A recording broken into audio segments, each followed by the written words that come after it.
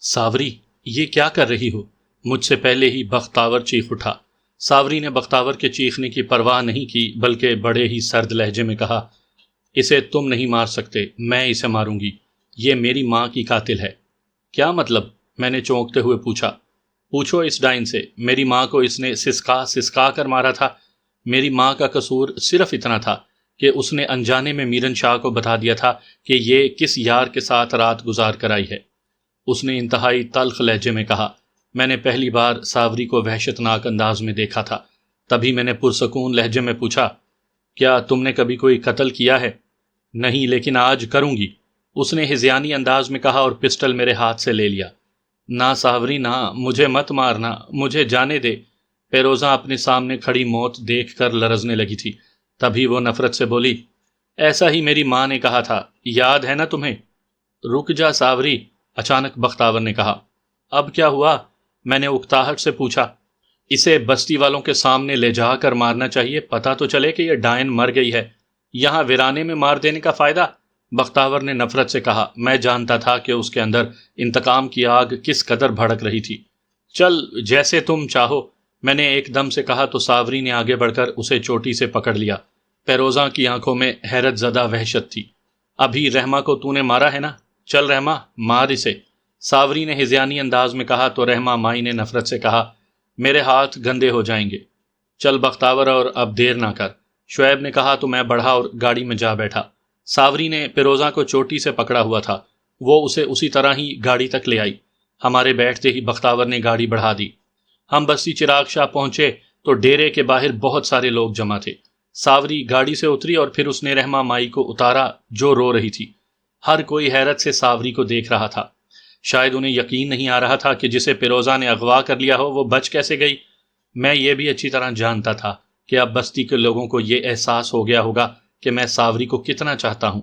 پیروزہ جیسی دشمن کو چھوڑ کر میں نے ساوری کو بچا لیا تھا، وہ بھی سمجھ رہی تھی کہ اسے کیا کرنا ہے۔ میں گاڑی سے اتر کر چند قدم بڑھا تو سانول نے ساوری کی طرف دیکھتے ہوئے بڑے افسوس سے کہا، کوئی بات نہیں علی زین، ہم پیروزہ کو پھر دیکھ لیں گے، ساوری بچ گئی یہی بڑی بات ہے۔ نہیں سانول، تم غلط سمجھے ہو، ہم پیروزہ کو بھی اپنے ساتھ لے کر آئے ہیں۔ سانول نے حیرت سے گاڑی کی طرف دیکھا۔ بختاور گاڑی سے اتر چکا تھا، اس نے پیروزہ کا ہاتھ پکڑا اور نیچے اتار لیا۔ سب بستی والے حیرت سے اسے دیکھ رہے تھے۔ پیروزہ اسی ڈیرے میں ایک مجرم کی مانند کھڑی تھی جہاں وہ کبھی حکم دیا کرتی تھی، جہاں اس نے کئی قتل کیے تھے، جہاں اس کی حکومت چلتی تھی، جہاں وہ راج کرتی تھی۔ پھر جیسے سب پر سکوت طاری ہو گیا ہو، ساوری نے پسٹل سیدھا کیا اور غضبناک انداز میں بولی، یہی جگہ ہے نا پیروزہ جہاں تو نے میری ماں کو مارا تھا؟ پیروزہ کے منہ سے ایک لفظ نہیں نکلا، وہ موت کو دیکھ کر ساکت ہو چکی تھی۔ وہ جب کچھ نہ بولی تو اس نے سامنے کھڑی پیروزہ پر کئی فائر کر دیے۔ فائر کی آواز میں کئی حیرت زدہ آوازیں ابھری تھیں۔ وہ تڑپ کر نیچے گری اور تڑپتی رہی۔ میں نے چند لمحے اسے دیکھا تو مجھے یوں لگا جیسے میری آنکھوں کے سامنے جلنے والے شعلے مدھم پڑتے چلے جا رہے ہیں۔ کچھ ہی دیر میں پیروزہ کی روح اس کا جسم چھوڑ چکی تھی۔ اب کیا کرنا ہے اس کا؟ بختاور نے مجھے بازو سے پکڑ کر پوچھا تو مجھے ہوش آ گیا۔ میں نے پلٹ کر اس کی طرف دیکھا اور دھیمے سے کہا، جو تیرا دل چاہے کر، اب یہ مر گئی ہے، اب دشمنی ختم، اس کا کفن دفن کرو۔ ایک بزرگ بندے نے مشورہ دیا تو بختاور نے تیزی سے کہا، چل بابا تو ہی کر دے۔ ساوری اب تک ساکت کھڑی زمین پر بے حس و حرکت پڑی پیروزہ کی لاش کو دیکھ رہی تھی۔ میں نے اسے پکڑا، رحمہ مائی کو اپنے پیچھے آنے کا اشارہ کیا اور رہائشی حصے کی طرف چل دیا۔ روہی پر رات اتر آئی تھی۔ رحمہ مائی نے آتے ہی گھر سنبھال لیا تھا۔ ساوری نے اس کے ساتھ مل کر سب کو کھانا کھلایا، سانول کے ذریعے سب کو دودھ پہنچایا۔ رہائشی حصے میں یہی دو عورتیں تھیں۔ رحمہ مائی سب کچھ سمیٹ کر ایک چارپائی پر جا کر لیٹ چکی تھی۔ میں رہائشی حصے میں تھا۔ ساوری میرے پاس آ کر سامنے والی چارپائی پر بیٹھ گئی۔ تبھی میں نے اس کی آنکھوں میں دیکھتے ہوئے کہا، بستی سے کسی کو بلوا لیتی، اب یہاں تمہارے ساتھ رہتی۔ مجھے کون سا ڈر لگ رہا ہے، تم سب تو ہو یہاں، اس نے پرسکون لہجے میں کہا تو میں دھیمے سے بولا، میں ڈیرے پر جا رہا ہوں، وہیں سارے ہیں اور نہیں تم یہیں رہو گے، میں نے تم سے بات کرنی ہے، اس نے تیزی سے کہا۔ کیسی بات؟ خیریت تو ہے؟ میں نے چونکتے ہوئے پوچھا۔ یہ رحمہ مائی اب اس دنیا میں اکیلی ہے، کوئی نہیں ہے اس کا، اب ہم ہیں سب کچھ اس کے لیے، اس نے جذباتی لہجے میں کہا۔ ایسا کیا ہو گیا جو تم یوں کہہ رہی ہو؟ میں نے حیرت سے پوچھا۔ میں چاہتی ہوں کہ اس کی شادی کر دوں، اپنے گھر بار کی ہو جائے، اس نے کہا تو میں ہنس دیا، پھر سکون سے بولا ٹھیک ہے کر دو، اس میں پریشان ہونے کی کیا ضرورت ہے؟ کوئی لڑکا ہے تمہاری نگاہ میں؟ سانول ہے نا، اس کا بھی کوئی نہیں، سارا مال ڈنگر انہیں دے دیں گے، ہمیں کیا کرنا؟ اس نے پورا پلان ہی میرے سامنے رکھ دیا۔ سانول مان جائے گا، اس کی بھی تو مرضی جاننا، میں نے کہنا چاہا تو وہ تیزی سے بولی اسی لیے تو میں نے تم سے کہا ہے کہ اس سے بات کرو، اسے مناؤ، کل ہی ان کی شادی کروا دیتے ہیں۔ ٹھیک ہے کل بات کروں گا، میں نے حتمی لہجے میں کہا، پھر ایک دم میرے ذہن میں سوچ لہرائی۔ میں نے مسکراتے ہوئے اس کی طرف دیکھ کر پوچھا رحمہ اور سانول کی شادی کی بڑی فکر ہے، اپنے بارے میں کیا خیال ہے؟ کب کرو گی شادی؟ جب مجھے کوئی محبت کرنے والا ملا نا تب کر لوں گی، اس نے نخرے سے کہا تو میں نے حیرت سے پوچھا اچھا میں تم سے محبت ہی نہیں کرتا؟ میری محبت کا تمہیں احساس ہی نہیں ہے؟ میں تو بچپن سے، میں نے کہنا چاہا تو وہ تنک کر بولی اگر تمہیں مجھ سے محبت ہوتی نا تو اپنے بارے میں مجھے ضرور بتاتے، کئی بار میں نے تم سے پوچھا مگر آج تک تم نے مجھے کچھ بھی نہیں بتایا۔ کیا کرو گی میرے بارے میں جان کر؟ بس جیسا بھی ہوں تمہارے سامنے ہوں۔ تمہیں تھوڑا بہت تو پتہ چل ہی گیا ہے لاہور سے، میں نے جواب کی تفصیلات سے بچنے کے لیے کہا۔ نہیں علی زین، ایسے نہیں، مجھے لاہور رہتے ہوئے جتنا بھی پتہ چلا وہ ایک الگ بات ہے، مگر تم جو مجھے اپنے بارے میں نہیں بتاتے ہو نا خود اپنی زبانی، تو مجھے لگتا ہے کہ تمہیں مجھ پر بھروسہ نہیں ہے۔ جس طرح عقیدت محبت کے بغیر نہیں ہو سکتی، اسی طرح بھروسے بنا محبت نہیں ہو سکتی۔ اس نے انتہائی جذباتی لہجے میں کہا تو میں نے اکتائے ہوئے لہجے میں کہا یہ تم کیسی باتیں لے کر بیٹھ گئی ہو؟ یہی تو باتیں ہیں کرنے والی، تم جس دن آئے تھے نا میں نے اسی دن تمہیں پہچان لیا تھا، کیونکہ بچپن سے لے کر اس دن تک تم مجھے ایک دن بھی نہیں بھولے ہو۔ میں نے اسی امید پر وقت بتا دیا کہ ایک دن تم آؤ گے، تم آ گئے، میری محبت جیت گئی علی زین، مگر تم نے خود کو چھپا کر رکھا۔ میں اور بابا اکثر یہی بات کرتے تھے، میرا یہی سوال ہوتا کہ تم خود کو کیوں چھپا رہے ہو؟ بابا یہی کہتا کہ کوئی راز ہوگا، تم خاموش رہو، انجان بنی رہو۔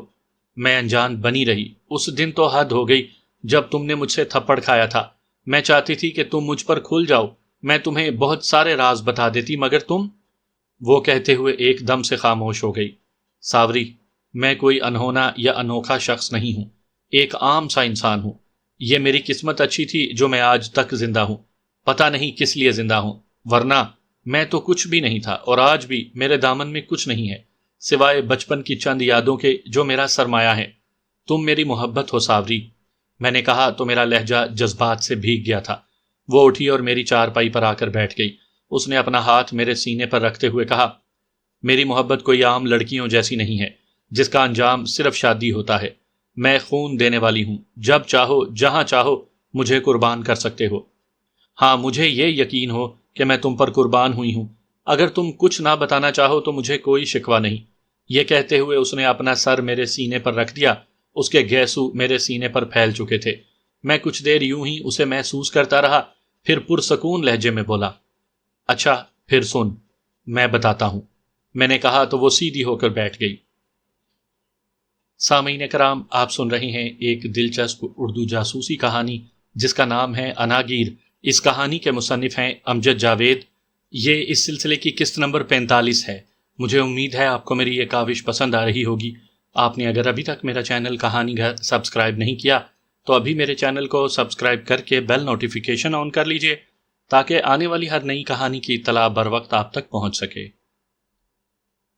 وہ رات میرے لیے قیامت کی رات تھی۔ ایک طرف میری بہن اور دوسری جانب میری ماں کی لاش پڑی ہوئی تھی۔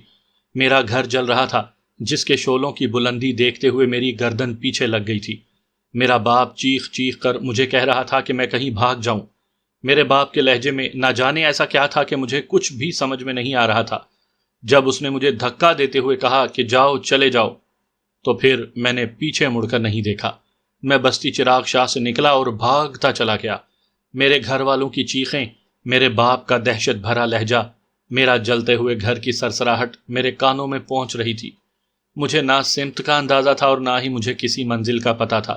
میرے پاؤں کے نیچے ریت تھی اور میں اندھیرے میں بھاگتا چلا جا رہا تھا۔ پتہ نہیں کتنا بھاگا ہوں گا، یہاں تک کہ میں دربار کے پاس جا پہنچا۔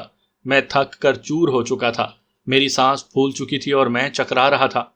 میں دربار کی سیڑھیاں تو چڑھ گیا لیکن صحن کے پاس ہی گر گیا۔ میں ایسا گرا کہ پھر اٹھ نہ سکا۔ شاید میرے چوٹ لگی تھی یا میں چکرا کر گرا تھا، مجھے کچھ یاد نہیں۔ میری آنکھ کھلی یا جب مجھے ہوش آیا تو مجھ پر ایک بزرگ شخص جھکا ہوا تھا۔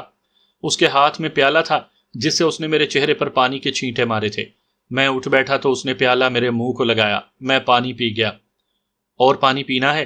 اس نے مجھ سے پوچھا تو میں نے سر ہلا دیا۔ وہ قریب پڑے گھڑے سے پانی لے آیا تو وہ پیالہ بھی میں پی گیا۔ کچھ دیر بعد اس نے مجھ سے میرے بارے میں پوچھا تو میں نے سب کچھ سچ بتا دیا۔ وہ تھوڑی دیر سوچتا رہا، پھر مجھے ایک کوٹھڑی میں سو جانے کے لیے کہا۔ میں صحن سے اٹھ کر کوٹھڑی میں گیا اور وہاں جا کر سو گیا۔ میری آنکھ کھلی تو مجھے سخت بھوک لگی ہوئی تھی۔ رات کا واقعہ مجھے یاد آیا تو میری بھوک مٹ گئی۔ میرا دل چاہا کہ میں ابھی واپس جا کر اپنے باپ کی خیر خیریت دریافت کروں۔ میں اٹھا اور کوٹھڑی سے باہر آ گیا۔ باہر وہی بوڑھا شخص بیٹھا تھا۔ اس نے مجھے دیکھا اور واپس جانے کا اشارہ کیا۔ میں واپس کوٹھڑی میں آ بیٹھا۔ تھوڑی دیر بعد وہ بھی آ گیا۔ اس کے ہاتھ میں ایک پلیٹ تھی جس میں کھانا تھا۔ میرے سامنے پلیٹ رکھتے ہوئے بولا، یہ کھا لو، میں پانی دیتا ہوں۔ یہ کہہ کر وہ کوٹھڑی میں پڑی سراہی سے پیالے میں پانی بھرنے لگا اور میرے قریب رکھ دیا۔ وہ خاموش بیٹھا رہا۔ میں کھا چکا تو وہ بولا، بیٹا اب تیری بستی میں تمہارے لیے کچھ نہیں رہا، مجھے سب پتہ چل گیا ہے۔ انہوں نے تیرے باپ کو بھی مار دیا ہے، تم جاؤ گے وہاں تو تمہیں بھی مار دیں گے۔ ایک دم سے میرے اندر دھواں بھر گیا۔ میں اس دنیا میں اکیلا اور بے یار و مددگار ہو گیا تھا۔ دشمنوں نے میرے سب خون کے رشتے مار دیے تھے۔ میں اب کہاں جاؤں گا؟ میرے منہ سے بے ساختہ نکلا، تم ابھی یہیں رہو، میں کرتا ہوں تمہارے لیے کچھ۔ یہ کہہ کر وہ اٹھ گیا اور پھر میں وہیں پڑی خس کی بنی ہوئی صف پر لیٹ گیا۔ تھوڑی دیر گزری ہوگی کہ وہ بزرگ شخص ایک اور شخص کے ساتھ آیا۔ اس نے مجھے دربار کے پچھواڑے ایک گھر میں بھیج دیا۔ وہ ایسے ہی اجڑا اجڑا سا تھا، وہاں کوئی عورت نہیں تھی۔ وہاں میں شام تک رہا۔ شام کے وقت اس بزرگ کے ساتھ ایک صاف ستھرے کپڑے پہنے ایک شخص آیا۔ اس نے مجھے دیکھا اور اپنے ساتھ گاڑی میں بٹھا کر لے گیا۔ میں بہاولپور پہنچ گیا تھا۔ ان دنوں سیٹلائٹ ٹاؤن پوری طرح آباد ہو چکا تھا۔ وہیں ایک بڑا سا گھر تھا۔ اس گھر کا مالک ایک بیوروکریٹ تھا۔ اس کے 2 ہی بچے تھے، گڈو اور مینا۔ مجھے ان کے کاموں پر مامور کر دیا گیا۔ میں وہاں رہنے لگا۔ وہاں میرا کام یہی تھا کہ میں صبح سویرے اٹھتا، بچوں کو تیاری میں مدد دیتا، انہیں ناشتہ کرواتا، پھر جب وہ اسکول چلے جاتے تو ان کے کمرے صاف کرتا، ان کے اسکول سے آنے پر ان کے جو کام ہوتے میں وہ کرتا رہتا۔ رات گئے سو جاتا، بس یہی زندگی تھی۔ ہاں، ایک خواہش جاگ اٹھی تھی کہ جیسے یہ بچے پڑھتے ہیں میں بھی پڑھوں، میں بھی اسکول جاؤں۔ اسی گھر کے سامنے ایک ویسا ہی بڑا سا گھر تھا۔ اس میں ایک بوڑھی خاتون اپنی بہو کے ساتھ رہتی تھی۔ میں اکثر اس کے بھی کام کر دیا کرتا تھا۔ اس کا بیٹا رینجر میں آفیسر تھا۔ ایک بار جب وہ آیا تو اس نے میرے بارے میں پوچھا۔ میرے متعلق جاننے کے بعد اس نے بیوروکریٹ کو کہا کہ مجھے بھی اسکول بھیجا جائے، کم از کم ایک ملازم کی تنخواہ جو آپ نہیں دے رہے اس میں ہی اسے پڑھا دیں۔ بیوروکریٹ نے اس بات پر ناک بھوں تو بہت چڑھائی، لیکن اس آفیسر کی بات مان گیا۔ یوں مجھے ایک سرکاری اسکول میں داخلہ مل گیا۔ یہاں ماحول ہی نیا تھا۔ میں دل لگا کر پڑھنے لگا۔ کچھ عرصے کے بعد بیوروکریٹ کا لاہور شہر میں تبادلہ ہو گیا۔ میں بھی ان کے ساتھ وہیں چلا گیا۔ جس طرح میں بڑا ہوتا گیا، میرے ساتھ ساتھ 2 سوچیں پروان چڑھتی گئیں۔ ایک تو یہ کہ آخر میرے والدین کا قصور کیا تھا جو دشمنوں نے انہیں اتنی بے دردی سے مار دیا؟ وہ منظر میری نگاہوں کے سامنے سے ہٹتا ہی نہیں تھا۔ دوسرا، میں ہمیشہ یہ سوچتا کہ میں طاقتور کیسے ہو جاؤں تاکہ میں اپنے والدین کا بدلہ لے سکوں۔ ہر آنے والا دن میری ان سوچوں کو مضبوط کرتا تھا۔ گڈو کو ہاکی کھیلنے کا شوق تھا۔ وہ میدان میں جاتا تو مجھے اس کے ساتھ بھیج دیا جاتا۔ میں بھی ان کے ساتھ ہاکی کھیلنے لگا۔ میں گڈو سے کہیں زیادہ اچھی ہاکی کھیلتا تھا۔ دھیرے دھیرے کوئی میچ بھی میرے بغیر نہیں کھیلا جانے لگا۔ یوں میں زندگی کی تلخیوں، محرومیوں اور اونچ نیچ کے ساتھ بڑھتا چلا گیا۔ میرے لیے گھر، اسکول اور کھیل کا میدان ہی ساری دنیا تھی۔ گڈو کے کئی راز میں چھپا جاتا، جس کی وجہ سے میں کئی مراحت حاصل کرنے میں کامیاب ہو گیا تھا۔ لیکن میں تھا اس گھر میں ایک نوکر ہی، ایک ایسا نوکر جسے پناہ دینے کے عوض کام پر رکھا ہوا تھا، اور میں اسی میں خوش تھا۔ آج میں سمجھتا ہوں کہ ہمارے ملک میں ہی نہیں، پورے جنوبی ایشیا میں یہی حالت ہے۔ ہم عوام یہ سمجھتے ہیں کہ ہم غلام نہیں ہیں، حالانکہ ہم سر تپا غلام ہیں، اس لیے کہ ہم ذہنی غلام ہیں۔ ہمیں کہا یہ جاتا ہے کہ ہم آزاد ملک کے آزاد شہری ہیں، لیکن ایسا ہے نہیں۔ ہمیں آئین اور قانون بھی تھما دیا گیا، لیکن پورے خطے میں بے انصافی عروج پر ہے۔ ایک طبقہ تو وہ ہے جو خوف کو قانون سے بھی بالا تر سمجھتا ہے۔ روٹی کے ایک نوالے سے لے کر کپڑے پہننے والے پارچے تک ہم اندیکھے آقا کے غلام بن چکے ہوئے ہیں۔ المیہ یہ ہے کہ ہم یہ سمجھ ہی نہیں رہے کہ ہم غلام ہیں۔ ان دنوں میں اور گڈو 10ویں کا امتحان دے چکے تھے۔ ہماری آوارگی کچھ زیادہ ہی بڑھ گئی تھی۔ وہ اپنا سائیکل لیتا اور مجھے ساتھ لے کر شہر میں آوارہ گردی کرتا رہتا۔ میں چونکہ اس کے ساتھ ہوتا اس لیے زیادہ پوچھ تاچھ نہیں ہوتی تھی۔ شام کے وقت ہاکی کھیلنے ضرور جاتے تھے، کبھی کبھی چوری چھپے سینما دیکھنے چلے جاتے۔ یہ ان دنوں سب سے بڑی عیاشی کے ساتھ سب سے بڑا ایڈونچر ہوا کرتا تھا۔ دنیا ہم پر کھلنے لگی تھی۔ جوں جوں ہم لاہور شہر سے واقف ہوتے جا رہے تھے، اسی طرح ہمارے اندر کسی نہ کسی ایڈونچر کا حوصلہ بڑھتا چلا جا رہا تھا۔ انہی دنوں وہیں کھیل کے میدان میں ایک لمبا تڑنگا شخص بھی آنے لگا تھا۔ وہ بڑے خوبصورت جسم کا مالک تھا، ہاکی بہت ہی اچھی کھیلتا تھا۔ اس اسٹیڈیم میں اس کی تعیناتی حکومت کی طرف سے ہوئی تھی۔ اس نے ایک بہترین ٹیم چنی اور اسے تربیت دینے لگا۔ انہیں میرے بارے میں بڑا تجسس تھا۔ کچھ عرصے بعد وہ میرے بارے میں سب کچھ جان گئے۔ انہوں نے مجھ میں دلچسپی لینا شروع کر دی۔ میں اس وقت انہیں صرف ہاکی کا ایک کوچ ہی سمجھتا تھا۔ گڈو اس ٹیم کا حصہ نہ بن سکا، لیکن میں منتخب ہو گیا۔ ان کا نام عبد المجید تھا، لیکن وہ چاچا مجید کے نام سے مشہور تھے۔ ایسے ہی ایک بار بڑے اہم ٹورنامنٹ میں ہماری ٹیم کا میچ ہوا۔ مخالف ٹیم ایک معتبر ادارے کی طرف سے تھی۔ شاید انہیں اپنے کھیل پر ناز تھا، وہ بڑے پرغرور انداز میں کھیل رہے تھے۔ ان میں 2 کھلاڑی ایسے تھے جو کھیل کے اصولوں کی خلاف ورزی کر رہے تھے اور ہماری ٹیم کے 2 لوگوں کو زخمی بھی کر چکے تھے۔ یہ بڑی تشویشناک بات تھی۔ ہاف ہونے پر چاچا مجید نے ہمیں اجازت دے دی کہ سامنے سے اب اگر ایسا ہو تو معاف نہیں کرنا۔ پھر یوں ہوا کہ کھیل ختم ہونے تک میں نے ان کے 3 کھلاڑی زخمی کر دیے اور میچ بھی جیت گئے۔ میرے خیال میں بات وہیں ختم ہو جانی چاہیے تھی، لیکن بات یہیں سے شروع ہو گئی۔ ٹورنامنٹ ختم ہوئے چند دن ہوئے تھے۔ میں اور گڈو سائیکل پر اسٹیڈیم جا رہے تھے کہ ہمیں چند لوگوں نے اسٹیڈیم کے باہر روک لیا۔ میں پہچان گیا کہ یہ وہ مخالف ٹیم کے کھلاڑی ہیں۔ جب تک ہم نے سائیکل روکا تب تک کئی ہاکی کے وار میری پیٹھ پر پڑ چکے تھے۔ میں سمجھ گیا تھا کہ اگر میں نے جگرا نہ دکھایا تو یہ مجھے بہت ماریں گے۔ ممکن ہے کہ وہ مجھے زخمی بھی کریں یا کوئی ہڈی توڑ دیں۔ گڈو لڑنے میں بالکل کورا تھا۔ وہ ڈر کر بھاگ نکلا۔ وہ 3-4 تھے جبکہ میں اکیلا۔ ہاکی میرے ہاتھ میں بھی تھی۔ میں ان کے ساتھ لڑتا رہا۔ مجھے کافی چوٹیں آئیں۔ جہاں تک میں انہیں مار سکا مارا، لیکن اس وقت میری بس ہو گئی جب ایک ہاکی میرے سر پر پڑی اور میں چکرا کر سڑک پر گر گیا۔ مجھے ہوش آیا تو میں ہسپتال میں تھا۔ میرا سر پھٹ گیا تھا، 6 ٹانکے لگے تھے، خون بہت بہہ گیا تھا۔ اس وقت میرے پاس گڈو کے ساتھ چاچا عبد المجید تھا۔ 3 دن ہسپتال رہنے کے بعد میں گھر واپس آیا تو مجھے سوائے حکارت کے کچھ بھی نہ ملا۔ ظاہر ہے میں کوئی ان کا خونی رشتہ دار تو نہیں تھا، ایک نوکر ہی تھا۔ اس دن میں نے خود کو اس دنیا کا کمزور ترین اور گھٹیا شخص تصور کیا، جس کے پاس اپنے دفاع کا بھی اختیار نہیں تھا۔ حالانکہ گڈو نے سب کچھ بتا دیا تھا، پھر بھی قصور میرا ہی تھا۔ شاید وہ پہلے ہی کچھ سوچ چکے تھے۔ بہانہ یہی بنا اور مجھے اپنا بندوبست کر لینے کا کہہ دیا گیا۔ اس بیوروکریٹ نے مجھے بڑے سکون سے کہا تھا، دیکھو علی، تم بڑے ہو گئے ہو۔ جب تک ہم تمہیں پال سکے ہیں ہم نے پالا، تمہیں پڑھایا، تم پر خرچ کیا، تم اب اپنا کھا کما سکتے ہو۔ اب گڈو نے بھی پڑھنے کے لیے چلے جانا ہے، پھر تم خود سر بھی ہوتے جا رہے ہو۔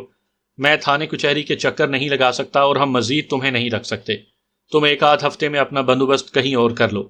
اس وقت اس گھر کے سوا میرا کوئی نہیں تھا۔ مجھے یہ سمجھ ہی نہیں آیا کہ میں کہاں جاؤں گا۔ وہ پہلی شام تھی جب میں بہت رویا۔ اس دن مجھے احساس ہوا کہ میں اس دنیا میں اکیلا اور بے یار و مددگار ہوں۔ جن کی میں نے اتنا عرصہ خدمت کی، انہوں نے چند الفاظ کہے اور اپنی سے بے دخل کر دیا۔ یہی ہے دنیا داری کیا؟ میں سوچتا رہا کہ مجھے کیا کرنا چاہیے۔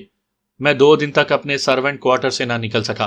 گڈو میرے پاس آ جایا کرتا تھا، وہی مجھے کھانا دے جاتا اور تھوڑی دیر بیٹھ کر گپ شپ کر جاتا تھا۔ وہ تیسرے دن کی شام تھی جب میں سرونٹ کوارٹر میں پڑا یہی سوچ رہا تھا کہ اب میں کہاں جاؤں گا، تب چاچا عبد المجید مجھے ملنے آ گئے۔ کچھ دیر گپ شپ کے بعد میں نے اپنی پریشانی انہیں بتائی تو وہ چند لمحے سوچتے رہے، پھر مسکراتے ہوئے بولے، کوئی بات نہیں، تم اپنا سامان باندھ کر رکھنا، تمہیں رہنے کے لیے بہت اچھا ٹھکانہ مل جائے گا۔ مجھے ان کی باتوں سے بہت حوصلہ ملا، مجھے اس وقت ضرورت بھی تھی۔ سو اگلے دن میں چاچا عبد المجید کے ساتھ چل دیا۔ انہوں نے مجھے رہنے کے لیے جو گھر دیا وہ کافی بڑا تھا۔ ایک بڑا سارا گیٹ، پھر پورچ جس میں 2-3 گاڑیاں کھڑی ہو سکتی تھی۔ پورچ کے سامنے ایک بڑا سارا لان جس میں رنگ برنگے پودے اور پھول کھلے ہوئے تھے۔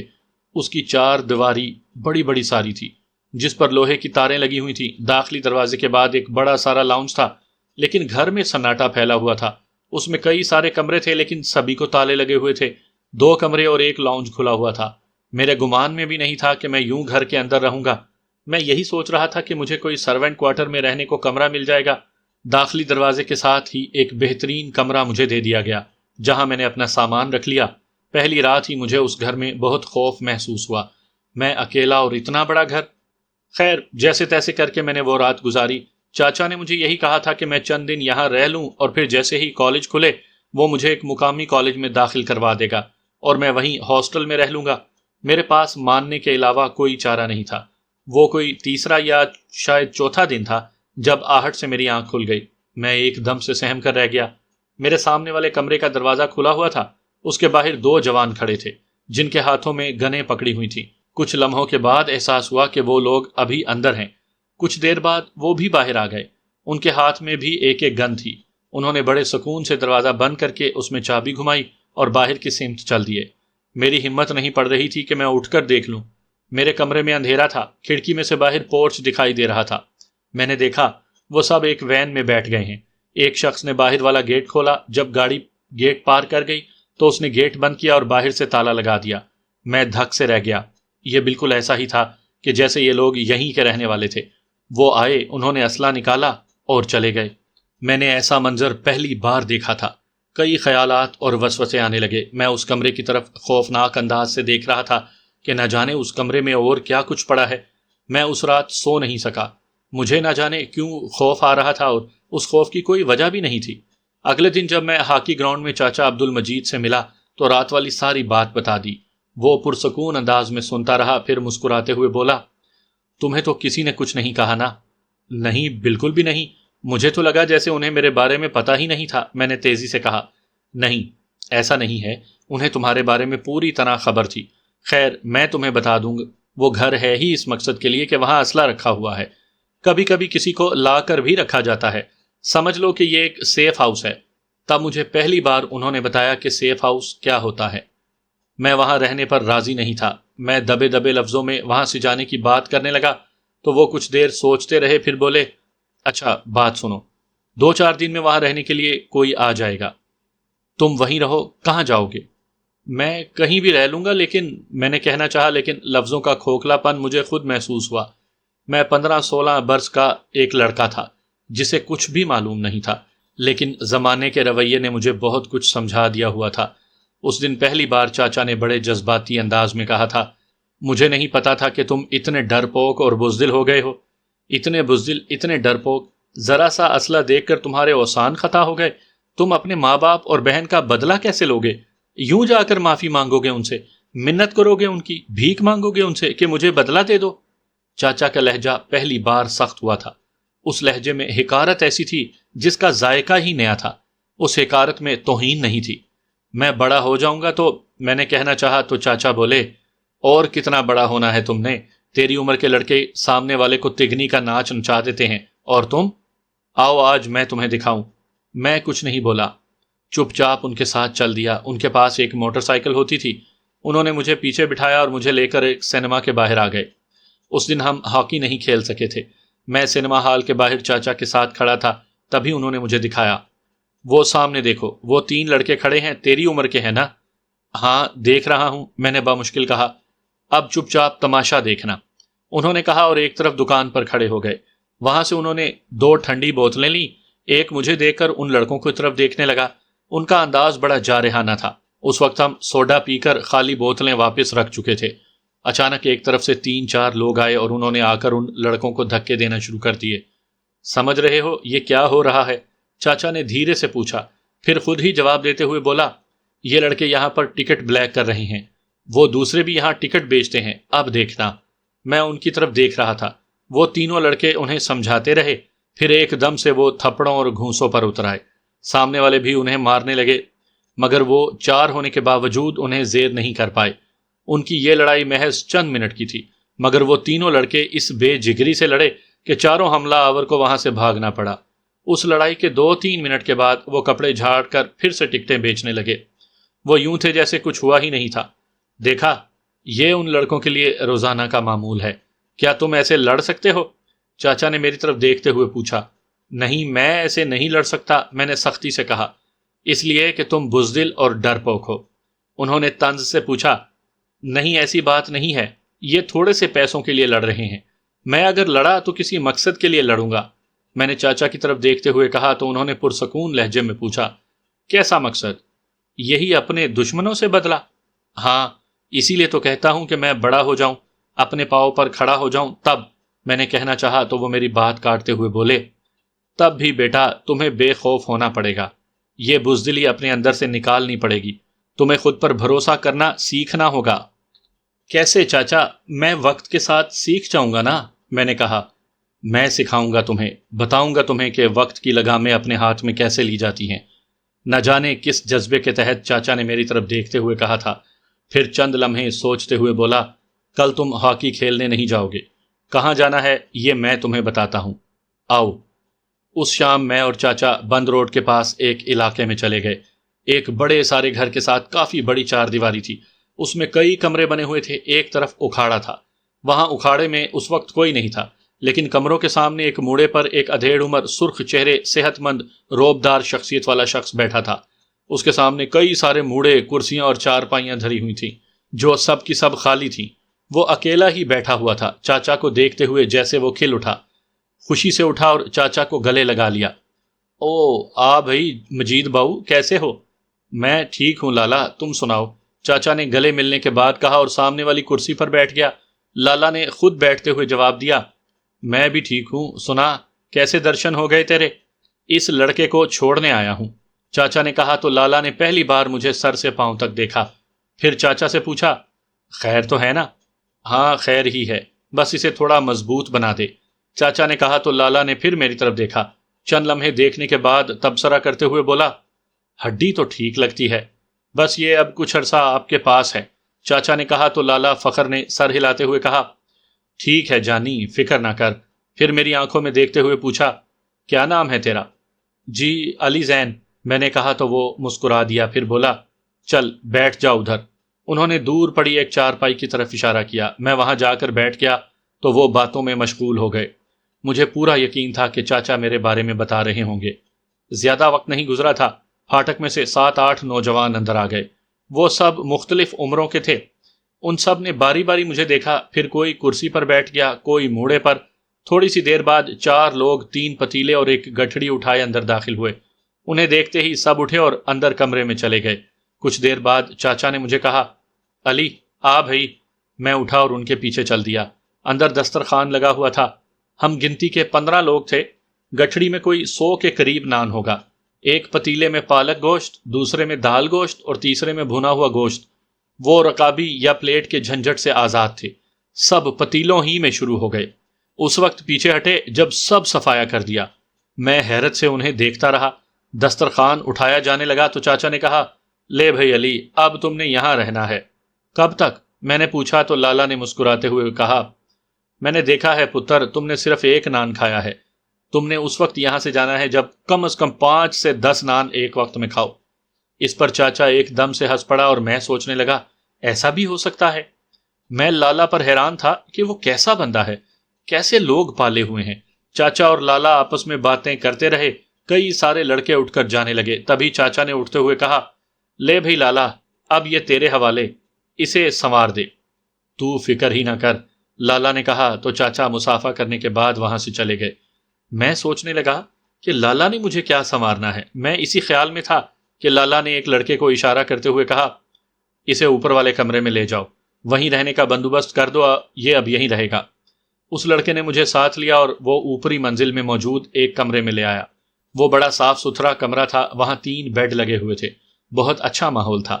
اس نے ایک بیڈ کی طرف اشارہ کرتے ہوئے کہا، میرا نام دلبر ہے اور وہ میرا بیڈ ہے، تم جو چاہے لے لو، جو کچھ بھی مجھے چاہیے مجھے بتا دینا۔ میں نے اس کی طرف دیکھا، وہ مسکراتی آنکھوں سے مجھے ہی دیکھ رہا تھا۔ وہ میرا ہی ہم عمر تھا، اس کی نگاہیں کافی شوق تھیں۔ میرا کاندھا زور سے ہلا تو میری آنکھ کھل گئی۔ دلبر مجھ پر جھکا ہوا تھا۔ میں نے نیند میں ہی پوچھا، او کیا ہو گیا ہے؟ ہونا کیا ہے، چل اٹھ، نیچے چل، صبح ہو گئی ہے، اس نے کہا اور مجھے بازو سے پکڑ کر اٹھا لیا۔ میں نے کھڑکی کے باہر دیکھا تو نیل گوں روشنی پھیلی ہوئی تھی، صبح ہونے کے آثار تھے۔ میں کسل مندی سے نیچے گیا تو وہاں کا ماحول ہی عجیب تھا۔ وہاں کے سارے لڑکے لنگوٹ باندھے، جسم پر تیل ملے ورزش کرنے میں مصروف تھے۔ ان کے بدن چمک رہے تھے، کوئی ڈنڈ تو کوئی بیٹھکیں لگا رہا تھا۔ مجھے بھی ایک لنگوٹ دے دیا گیا۔ دلبر نے میرے بدن پر تیل لگا دیا۔ زیادہ وقت نہیں گزرا تھا کہ لالا وہاں آ گیا۔ اس کے ہاتھ میں لاٹھی تھی۔ اسے دیکھتے ہی وہاں پر موجود لڑکوں نے دیوار کے ساتھ لگی لاٹھیاں اٹھائیں اور سیدھے ہو گئے۔ 6-7 لڑکے لالا فخر کے سامنے آ گئے۔ لالا ان کے درمیان میں گھر گیا۔ ایک لڑکے نے پوری قوت سے لاٹھی لہرائی اور لالا کو دے ماری، لیکن یہ کیا، لالا نے کمال مہارت سے نہ صرف وہ لاٹھی اپنی لاٹھی سے روک لی بلکہ اسے گھما کر لڑکے کی پنڈلی پر لاٹھی دے ماری۔ اچانک وہ سبھی لالا پر پل پڑے۔ صرف لاٹھیوں کی ٹھک ٹھک کی آوازیں آ رہی تھیں۔ لالا بجلی کی سی صورت کے ساتھ نہ صرف لاٹھیوں کے وار بچاتا بلکہ کسی نہ کسی پر وار بھی کر دیتا۔ کمال حیرت یہ تھی کہ کسی ایک کی بھی لاٹھی لالا کو چھو نہیں سکی۔ تقریباً 5 سے 7 منٹ تک یہ تماشا چلتا رہا۔ پھر اچانک سب رک گئے۔ لالا باقی کے لڑکوں کو دھیرے دھیرے سکھانے لگا۔ میں بھی ان میں شامل تھا۔ 10-15 منٹ کے بعد لالا نے مجھے اپنے سامنے کھڑا کیا۔ وہ مجھے نظروں ہی نظروں میں تولنے لگا۔ میرے ہاتھ میں بھی لاٹھی پکڑی ہوئی تھی۔ اچانک لالا نے اپنی لاٹھی گھمائی اور میری پنڈلی پر لاٹھی دے ماری۔ میں تکلیف سے دوہرا ہوا تو میری پشت پر لاٹھی یوں پڑی جیسے کوڑا پڑتا ہے۔ میں سیدھا ہوا تو تیسری لاٹھی میرے کولے پر پڑی۔ میں تکلیف کی شدت سے بل بلا اٹھا۔ لالا ہنس دیا۔ اس نے میری آنکھوں میں دیکھتے ہوئے کہا، اپنے بدن پر تکلیف برداشت کر رہے ہو، کیسا ہے یہ درد؟ بہت زیادہ ہو رہا ہے، میں نے کراہتے ہوئے کہا۔ اور ایسا ہی درد سامنے والے کو ہوتا ہے جب تم اسے مارتے ہو، لیکن اگر سامنے والے کو موقع مل جائے تو ایسا ہی درد برداشت کرنے کے لیے تیار ہو جاؤ۔ جب مار پڑے تو ایسا درد اور تکلیف سہنی پڑتی ہے۔ میں ایسا ماہر تو نہیں، میں نے شکوہ کرتے ہوئے کہا۔ اگر ماہر نہیں بنو گے تو ایسی لاٹھیاں پڑتی ہی رہیں گی، بچو ان لاٹھیوں سے، لالا نے انتہائی سنجیدگی سے کہا۔ جی بالکل ٹھیک، میں نے سمجھتے ہوئے کہا۔ تمہارا پہلا اور آخری سبق یہی ہے، صرف حوصلہ۔ حوصلہ ہے تم ہو، نہیں ہے تو تم نہیں ہو، لالا نے میری آنکھوں میں دیکھتے ہوئے کہا۔ جی سمجھ گیا، میں نے سر ہلاتے ہوئے کہا۔ لفظ ابھی میرے منہ ہی میں تھے کہ لالا نے لاٹھی لہرائی۔ میں لمحے کے 1000ویں حصے میں وہاں سے ہٹ گیا۔ اگرچہ لاٹھی مجھے چھو گئی تھی لیکن میں بچ گیا۔ لالا ہنس دیا، پھر بولا، پتر، لاٹھیوں سے لڑنے اور اپنے بچاؤ کے اس فن کو بنوٹ کہتے ہیں۔ یہ ہمارے آباء کا فن ہے۔ اس فن کو سیکھنے کے بعد ہی آگے بڑھا جائے گا۔ وہ پہلا دن تھا اور پھر کئی ہفتے گزر گئے۔ پہل میں خوف زدہ تھا، پھر مجھے بھی مزہ آنے لگا۔ وہاں یہی معمول تھا، منہ اندھیرے، ورزش اور بنوٹ کا فن۔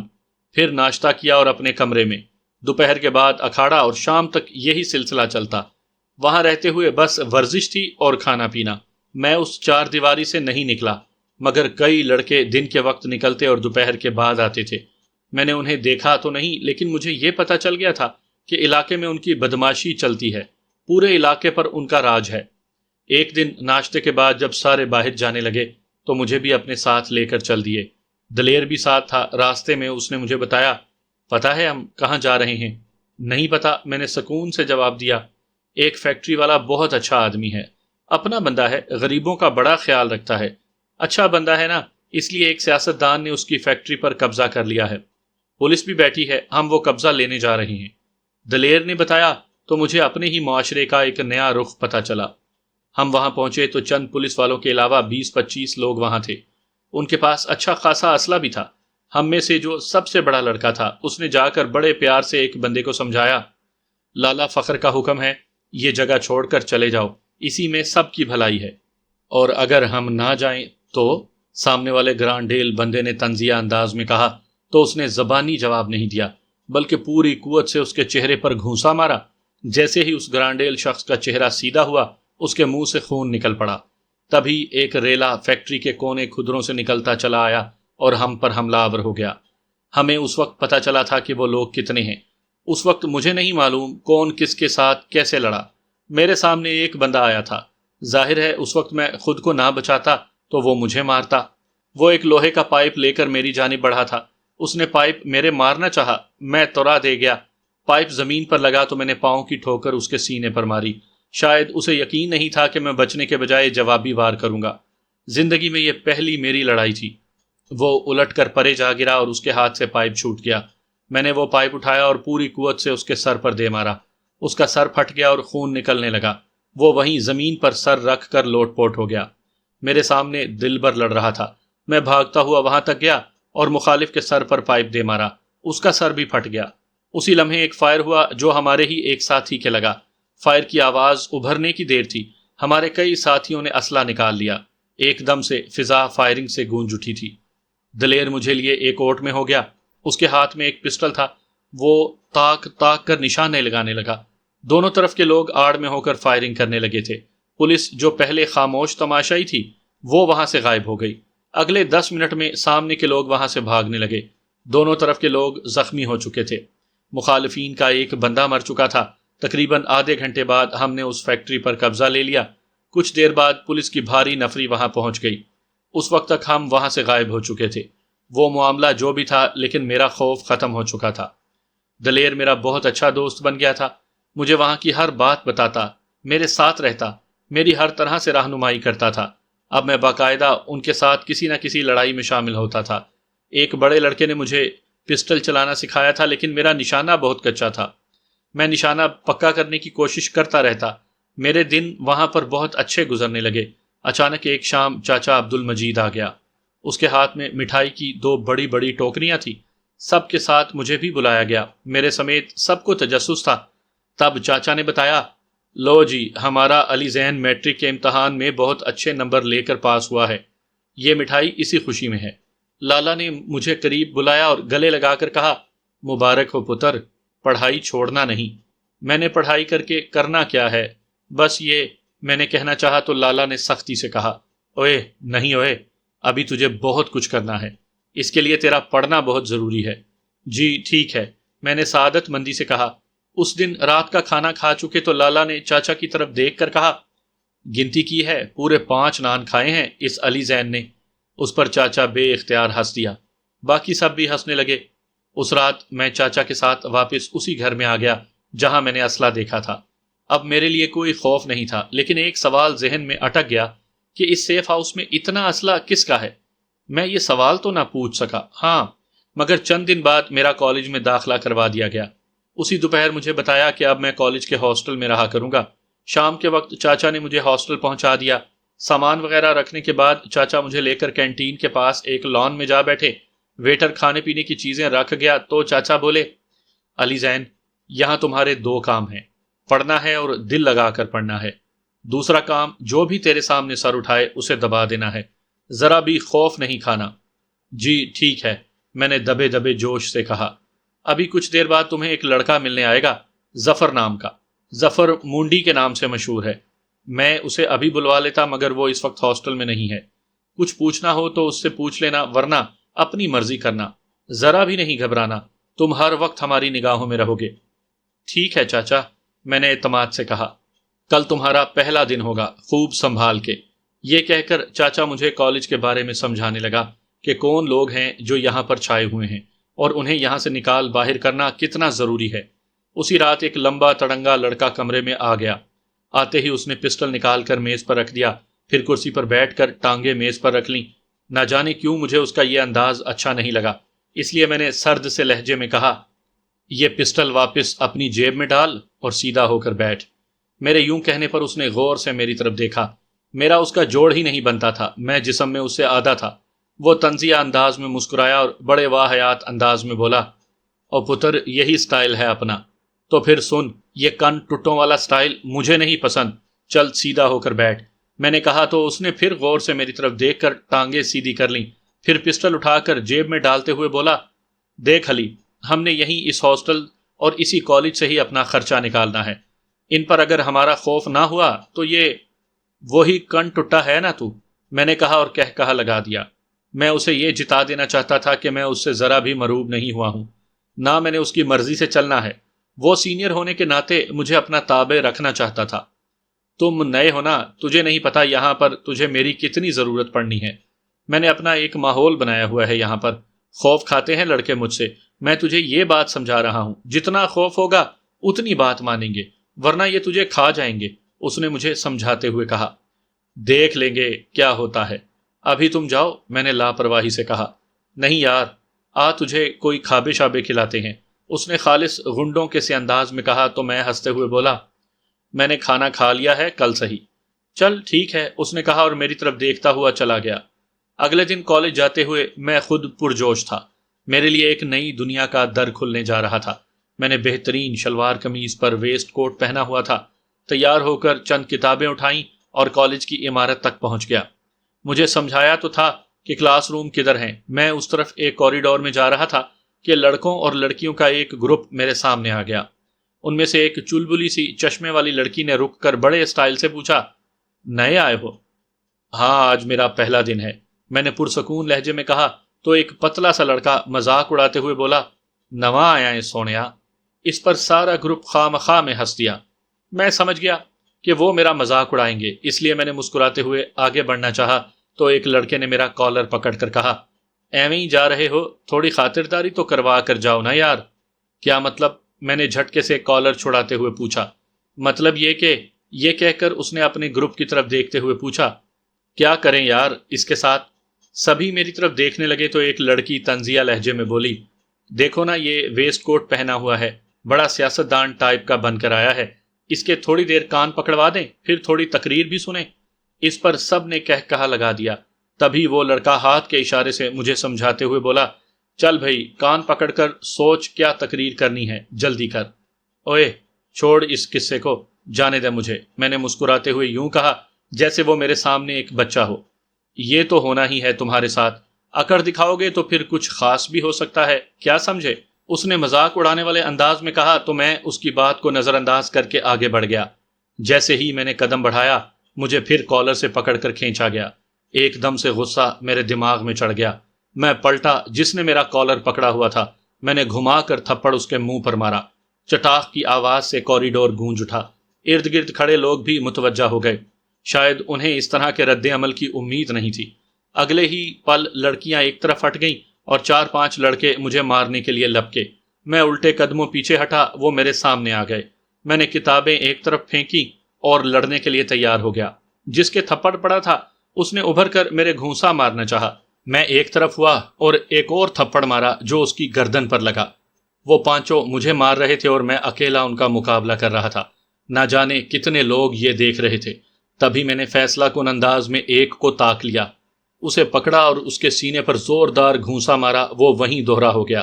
میں جھکا اور ایک کی ٹانگ پکڑ لی۔ وہ اپنا توازن برقرار نہیں رکھ پایا۔ میں نے اسے تھوڑا سا پیچھے کیا اور پوری قوت سے ٹھوکر اس کے منہ پر ماری۔ اس دوران میں مجھے تھپڑ اور گھونسے لگتے رہے۔ دوسرا گرا تو میں نے تیسرے کو پکڑ لیا۔ وہ مجھے مارنے کے لیے ہاتھ اوپر اٹھا چکا تھا۔ میں نے اس کی کمر میں ہاتھ ڈالا اور گھما کر اسے دیوار میں مارا۔ اس کا سر پھٹ گیا۔ میرے پاس اتنا وقت نہیں تھا کہ میں یہ دیکھتا کہ اس کا خون کتنا نکلا ہے۔ میں نے چوتھے کو پکڑا، اسے اپنی کمر پر لاد کر فرش پر دے مارا۔ جیسے ہی وہ گرا، میں نے اس کی پسلیوں میں پورے زور سے ٹھوکر ماری۔ وہ بلبلا اٹھا۔ 5واں یہ حشر دیکھ کر بھاگنے کے لیے پر تول رہا تھا۔ میں نے پیچھے سے اسے پکڑا، گھمایا اور ایک ستون میں دے مارا۔ کچھ ہی دیر بعد وہ 5 کوریڈور میں فرش پر پڑے ہوئے تھے۔ سہمی ہوئی لڑکیاں ایک طرف کھڑی یہ منظر یوں دیکھ رہی تھی جیسے انہیں اپنی آنکھوں پر یقین نہ آ رہا ہو۔ میں آگے بڑھا اور جس نے میرا کالر پکڑا تھا اسے کالر سے پکڑ کر اٹھایا اور بولا، کیا کہا تھا تم نے؟ چل یار معاف کر دے، اس نے شرمندگی سے کہا۔ کان پکڑو گے تو معاف کروں گا، ہاں مگر تقریر نہیں سنوں گا، میں نے کہا تو اس نے درد مندانہ انداز میں مجھے دیکھا۔